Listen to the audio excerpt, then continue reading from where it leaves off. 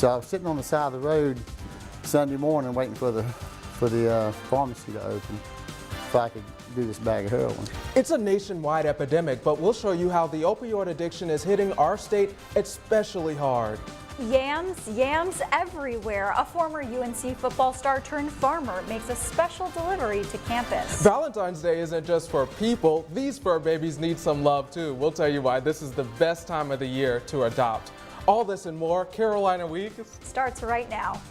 From the UNC School of Media and Journalism, connecting Carolina's campus and community, this is Carolina Week.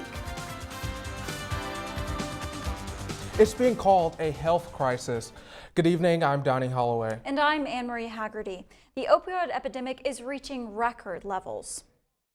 Here in North Carolina, the numbers are staggering. Reporter Moses Mazzullu joins us live from UNC hospitals with the latest on this alarming trend.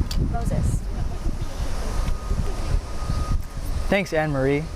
Just this year, opioid overdose visits to the ER have spiked 47% since last year. Just to give you an idea, that's jumps from 330 visits to 485 visits. Here in Orange County, there's only about 24 visits, so it's relatively low compared to the other counties. Experts credit that to the area's resources to both prevent and deal with addiction, but that's not the same story for the rest of the state. Greensboro native Stephen James works in construction. He says he started drinking excessively when he was 16 years old. From alcohol, he went to pills. Then pills turned to heroin, changing his life forever. My heart was hurting so much. It's so much pain. I don't know how to describe this pain to people that never had it. You know, I wanted to die. I didn't want to kill myself, but I didn't want to be here no more. I couldn't stop doing what I was doing. It was awful. It was terrible. According to the NC Department of Health and Human Services, the increase in opioid-related deaths correlate with the rise in the medical use of the drug. In 2016, more than 675 million painkillers were dispersed to North Carolina residents, a 52% increase over a 5-year period. In fact, a third of North Carolina's 100 counties have more opioid prescriptions than people. Although this is a statewide issue, the most problems are often in rural areas, with Columbus and Surrey counties leading the pack of opioid prescriptions. UNC School of Medicine's Dr. Robin Jordan says these areas have few long-term treatment options for addicts. A big part of it is socioeconomic status, and in the Triangle area you have a lot more access to treatment and you have people of higher socioeconomic status. In the rural areas it's a much bigger problem. James says it's too easy to get these drugs. It's everywhere. If you want it, it's everywhere.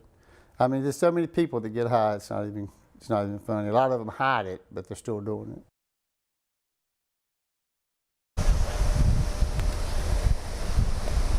I can't hear you. More pills than people. That's the reality for almost 30 counties in North Carolina. Now, yesterday, the Athena Foundation, a nonprofit, gave a North Carolina group a $1 million grant to help fight this epidemic. Anne Marie. That's reporter Moses Mazzullu live from UNC Hospital. Thanks, Moses. If you're majoring or minoring in business, your tuition might be increasing. The Kenan Flagler Business School has proposed an additional $2,000 fee for students who are majoring in business. Business minors, would have to pay $1,000. The dean of the business school, Douglas Shackelford, says that the fee would be implemented in the fall and the money would go to student services, programs, and staffing. He says the fee should not affect students who are on financial aid. Business school students we talked to expressed mixed feelings about this proposed tuition hike. I would be in support of it just because this is a way that we can stay competitive with some of the top business schools within the nation. I mean, I understand the reasoning behind it, but I really think they should find other ways to generate the money without affecting the students directly. The UNC Board of Governors is expected to vote on the fee in March. We have a winner. Congratulations. Carolina students elected a new student body president just last night. Yeah, congratulations. Savannah Putnam joins us live in the studio. So Savannah, tell us, how do you feel about your win? Overjoyed and excited, and I'm really passionate about getting the student body motivated and behind us. It was a really great experience. So what will be your first order of business as the acting student body president? everything we built in our policy platform is feasible and attainable. So I really hope to bring those goals into the student body and making sure that we make tangible, positive, attainable impact on campus. And we know that mental health was a focal point of your campaign. So can you tell us, how do you hope to change mental health on campus? Yeah, a lot of that was built around the idea of destigmatization and making sure that students understand that it's okay to not be okay. We have a whole bunch of stuff outlined in our policy platform that'll explicitly detail how to go about that. And we've heard from some students that they feel a bit disconnected from the student government. How do you plan to change that? Again, feasible and attainable goals. We have oriented action step items that we can definitely take and hopefully will happen very quickly. Some of those are implementing like a one sheet and increasing transparency between student government and the student body. All right, Savannah Putnam, thanks for joining us, and you. good luck. Thanks. Thanks, Savannah. A dump truck full of sweet potatoes dropped its load on a Chapel Hill lawn this past weekend in an effort to feed people in need. Reporter Tim Day tells us more about what's called the Yam Jam and the UNC alum who's behind it all. Yams, 20 tons of them on the front yard of the North Carolina Study Center's lawn. And the person to thank for it, former UNC Senator Jason Brown. We had the ambitions of donating, growing and donating a lot of food, but yet we didn't know exactly how we were going to do that because we didn't have the manpower. Through planning with local partners, Brown donated 20 tons of sweet potatoes for the Study Center's second Yam Jam to help local families in need. Brown walked away from the NFL after being released by the St. Louis Rams 3 years into a deal that made him the highest paid center in the league. He said when he first turned to starting First Fruits Farm after retiring, he did have doubts about leaving the NFL, but knew he had a bigger goal in mind. With the choices and the decisions that I've made, like I said, there's no regrets. I wouldn't change for anything in the world. Communications assistant at the Study Center, Brent Berry, said it's amazing how Brown's efforts have helped so many people. I think it's really special to see the way in which just a vision that he was given and a dream that he's pursuing. Amazing effort on their part to help the homeless in this community. At least 7 food banks from the area have picked up sweet potatoes from this year's Yam Jam. Move over chocolates and teddy bears. Cats and dogs are taking over Valentine's Day. The Wake County Animal Center is reducing their adoption fees for Valentine's Day. Dogs are $25, down from their regular $95, and cats are, well, pay what you can, down from $45. The Animal Center is open every day from noon to 6, and it's not too late to find your new friend. The special adoption rates continue through Friday.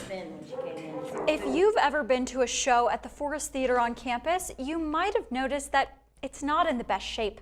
As part of the campus-wide For All Kind campaign, the NC Botanical Garden is aiming to raise several $1 million to renovate that theater. Our Hampton Crumpler has the story. Nick Adams is the manager of Battle Park. Every few days he comes out to the Forest Theater on campus to inspect the property and check up on its condition. In the past year, the theater has seen some deterioration and is in need of major renovations. The theater is reaching an age that, that a lot of restoration work is needed because of the physical issues that come with years of wear and tear. A lot of the wood is rotting around the theater, and some of the mortar between the stones is in need of replacement as well. Adams said that he thinks the theater renovations will cost anywhere between $3 and $5 million.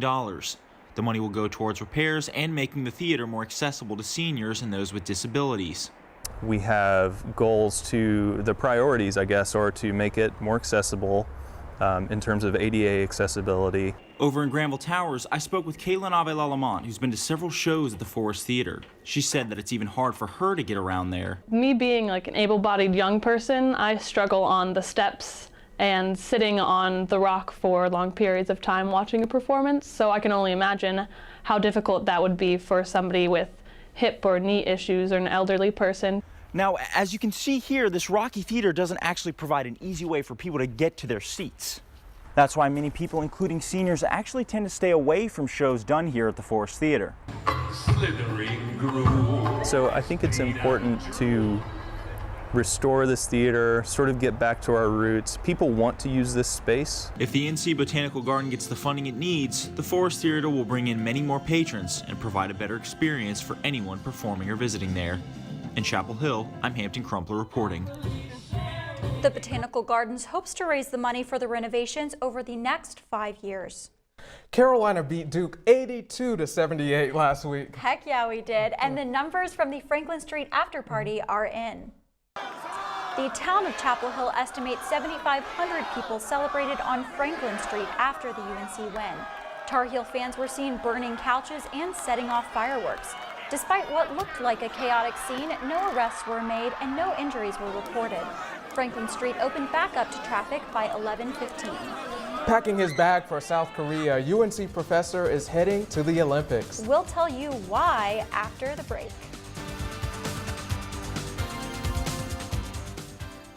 Thomas, you've got prediabetes. With more exercise and a change in diet, it can be reversed. I've tried exercising. It just makes me hungry for bacon. I love bacon too. Yeah. And who really likes to exercise? Not me. Me neither. Nobody. So we're good? What? Conservative lady of all time. Oh, you still have prediabetes. Yeah. But like maybe like the Baptist grandma would. Big time. I don't know. I adopted Bento in 2010 from a shelter. As it turns out, we have very similar personalities. And this cat makes me make art because he's always motivating me to take pictures of him, to draw pictures of him. He just is motivating artistically. It's just that simple. Well, he's my best friend, but a lot of people know him as Keyboard Cat.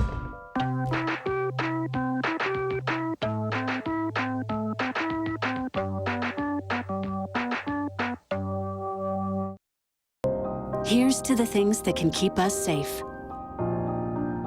And now, those that we carry with us everywhere will bring us wireless emergency alerts. With the unique sound and vibration, you'll be in the know, wherever you are. Morning, Gary. We are GetSchooled.com. You want a college education, don't you? Gary, financial aid forms. Biology homework, G. Picking a college, man. You and us go together like tacos and Tuesday. And I love tacos. It's me, Artie. Come see what I collected from the Creative Galaxy in my idea box. Transform your world. Will you help me make art? Each one of our journeys keeps us young. Before you throw it away, Hey, I have an idea. think outside the box. We'll never get older. Each one Go be amazing! Give your cardboard box another life. Recycle.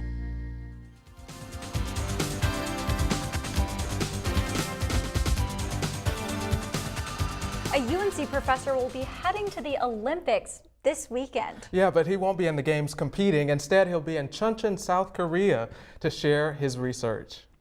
Olympic Games kind of embody some of the aspects of the this Exercise and sports science professor Dr. Jonathan Jensen will present his research on sports sponsorship at the International Sports Business Symposium at Kangwon University. Jensen says his study has found corporate sponsorships at the Olympics don't always pay off.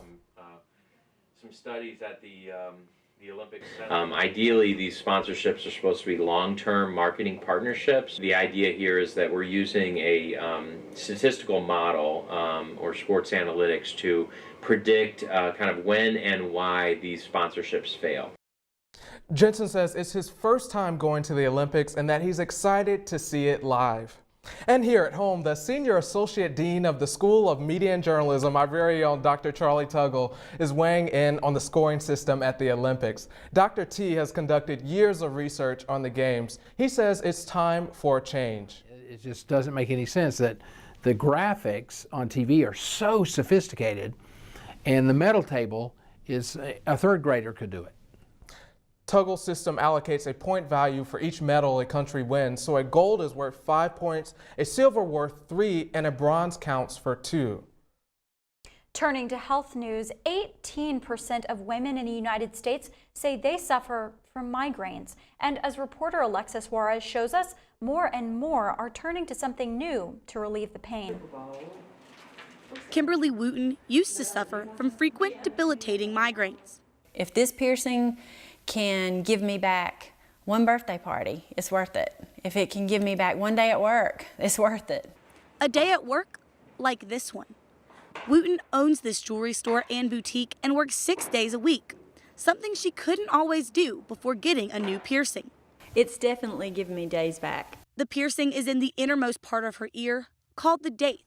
Supporters of the procedure say it hits a pressure point and diminishes the frequency and intensity of migraines. Wooten got it almost a year ago and says it has drastically changed her life. I had been like 30 days since I'd had a headache, and that was unheard of before. Wooten says before the piercing, she was lucky to go 5 days without a migraine.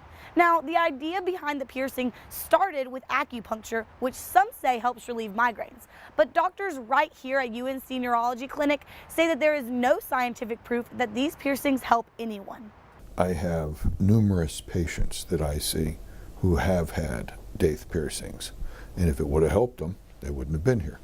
Wooten says she does still suffer from migraines occasionally, but that doesn't make the piercing mean any less to her. The piercing is just as important as all my rescue meds. It's as important as my daily preventative. It's as important as what doctor I choose. Doctors who remind her that the medical community doesn't believe the piercing works.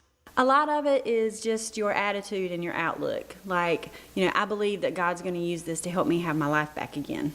A life that Wooten says she's been able to live more fully since paying only $20 to get this done. In Selma, North Carolina, Lex Suarez reporting. Daith piercing is becoming so popular that the American Migraine Foundation has a page on their website titled Daith Piercings 101. Yo-yo temperatures have had everyone confused. Meteorologist Alex Commit will let us know if we should keep our coats or ditch them. That's up next. It's me, Artie. Come see what I collected from the Creative Galaxy in my idea box. Transform your world. Will you help me make art? Each one of our journeys keeps us young. Before you throw it away, Hey, I have an idea. think outside the box. We'll never get older. Each one Go be amazing! Give your cardboard box another life. Recycle. Fancy pants peanut butter? A big screen television? You haven't even bought a sofa yet. A motorcycle? When your father finds out, he's gonna flip his shoes with 2 buckles? What do you even need 2 buckles for? Mr. Big Shot, buying whiskey shots for everybody in the bar. From the looks of it, I'd say nobody even remembers. Feed the pig. Connor is struggling in school. Finding lowest airfare to Istanbul. Why don't you understand me? I do. This is what it feels like for kids with learning and attention issues. Redirecting to understood.org. Hey, did you know that 2.4 million loving cats and dogs in shelters and rescues need our help to find a home? Go to theshelterpetproject.org and search your local shelters and rescues. Go for a cuddle with your next best friend. Adopt.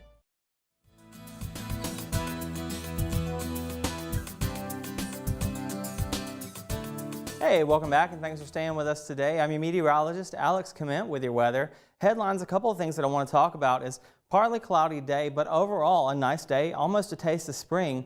A sunny day to come tomorrow and a little warmer, but unfortunately another soggy weekend is on tap for us coming up here soon. Take a look at this viewer picture today. It's overcast skies, which is what we can see outside right now, but I thought this was really cool because you can see the ripple in the skies there. Those are gravity waves with the clouds. It's really neat. I thought I would share that with you. That picture was sent in by Haven Cashwell today. Currently, the surface map shows there's a high pressure off to our southeast right now, and that's why we haven't had any rain, but we do have those lingering clouds in the area, and those will stick around overnight, and some lingering clouds will be passing by tomorrow as well. And take a look at the satellite image. You can see these darker colors here. These are the thicker clouds and higher cloud tops. So this is from this morning until currently, and you can see that the sun was out a little earlier today, but those higher clouds have moved in and blocked that for us. Currently, we're at 59 degrees with overcast skies and light winds southwest. Tonight, we'll keep those light winds as we won't fall too much. 52 for our low overnight and overcast as well.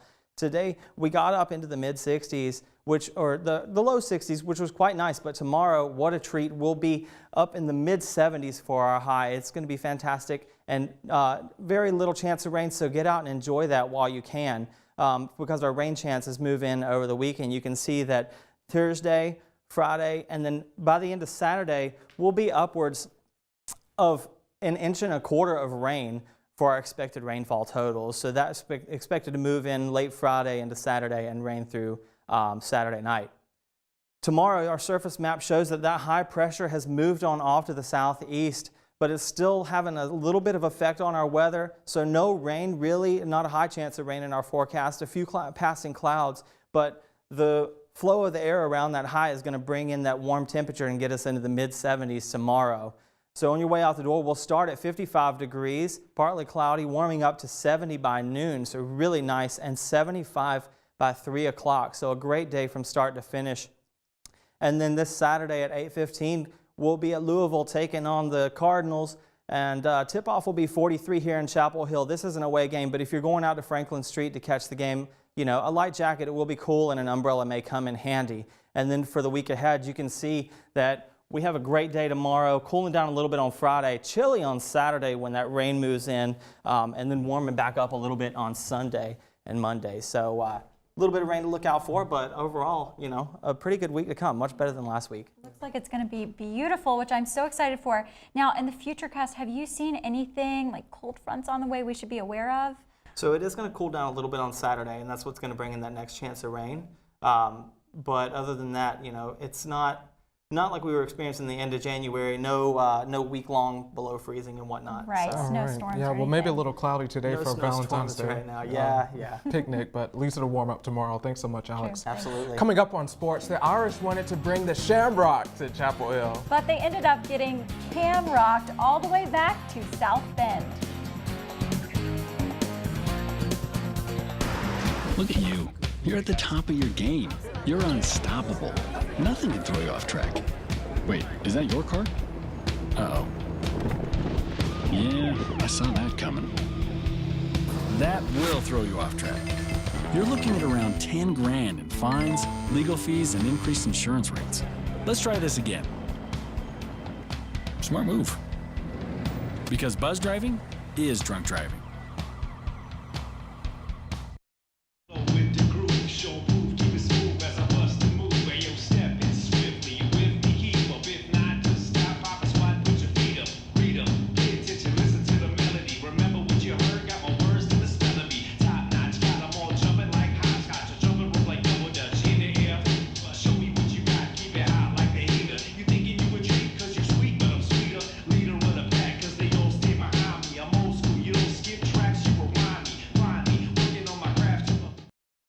I was 0.5 credits away from completing high school, and I didn't do it. My support team never stopped pushing for me to be better because they knew who I could become as a person.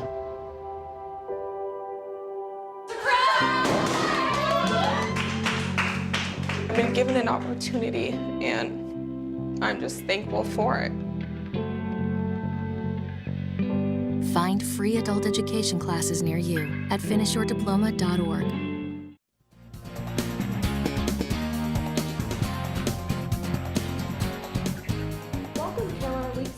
I'm Natalie Harden. The men's basketball team, coming off wins against Duke and NC State, was looking to finish off the 3 games in 5-day stretch against Notre Dame on Monday at the Dean Dome. The Tar Heels came out firing against the Irish. There's Joel Berry getting in the lane, teardropping it in the bucket. Then on the next possession, Theo Pinson gets his own miss, kicks it out to Luke May, out to Kenny Williams, and you know what? Splash! Next possession, the Heels get the ball up the floor quick. Pinson to Williams, Williams to Berry, and you know that man's got cash. The highlight of the night, though, belongs to Cam Johnson. Though Johnson drives in the lane, he must have thought it was Thanksgiving because he was serving up a heaping helping of yams on Rex Pfluger. Watch it again. Oh no, Cam, why you gotta do him like that? That man's got a family. Tar Heels roll 83-66. Carolina has now won 4 in a row, but Roy Williams still thinks the Tar Heels defense needs a little improvement. Got to get better defensively, though. I really have, guys. I'm serious. I'm not lying. I have had a team that led the nation in defensive field goal percentage. Led the nation. Now we're 327th out of 351 or something like that, but I didn't get that dumb that fast.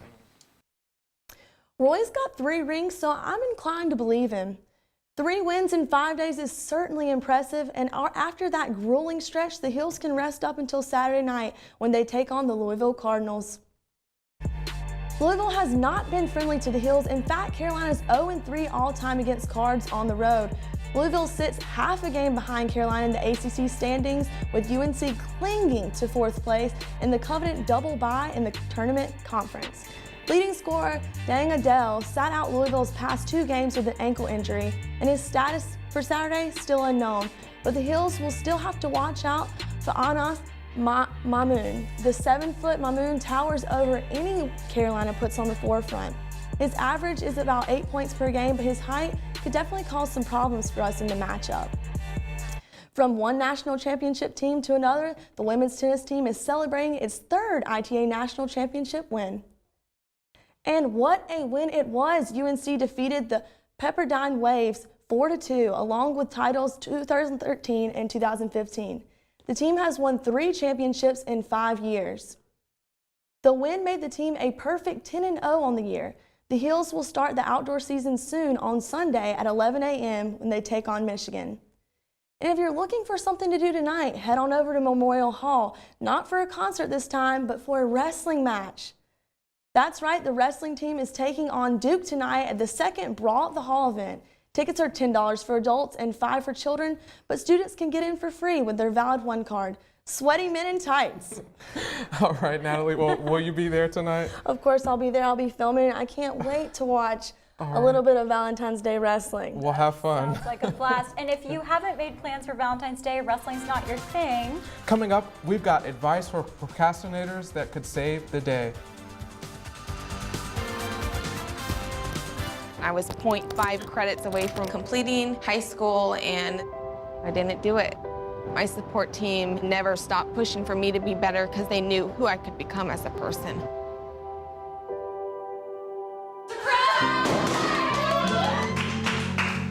I've been given an opportunity, and I'm just thankful for it. Find free adult education classes near you at finishyourdiploma.org.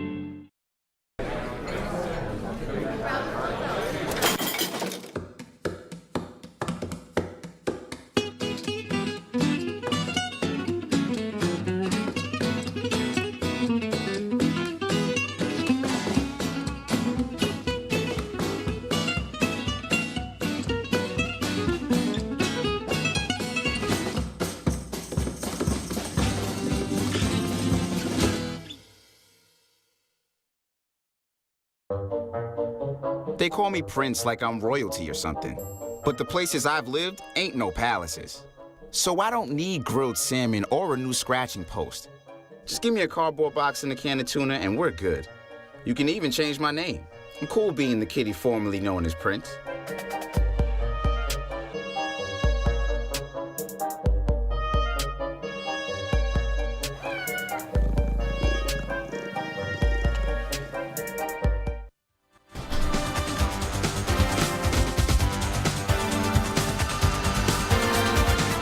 In case you didn't know, today is Valentine's Day. It is, and if you don't have a Valentine or haven't prepared, Carolina Week to the rescue. We might be able to help. Reporter Raven Norton has some last-minute Valentine's Day ideas.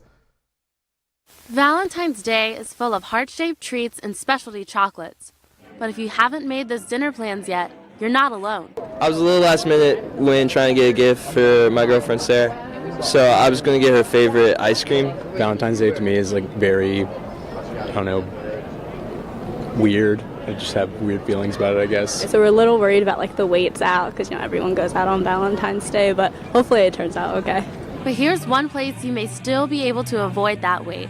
Bar Taco, which normally doesn't take reservations, is taking them for tonight. And if you're looking for something sweet afterwards, Special Treats manager Dan Friedman says he's got just the thing. We're going to have a 7-course truffle tasting menu and champagne. Chocolate and vanilla fans alike can enjoy a piano show with their treats tonight. A great way to keep the party going. Whether it's dessert for two or dinner with friends, there's plenty to end your Valentine's Day with. In Chapel Hill, Raven Norton reporting. Gosh, that does look like a blast. It does.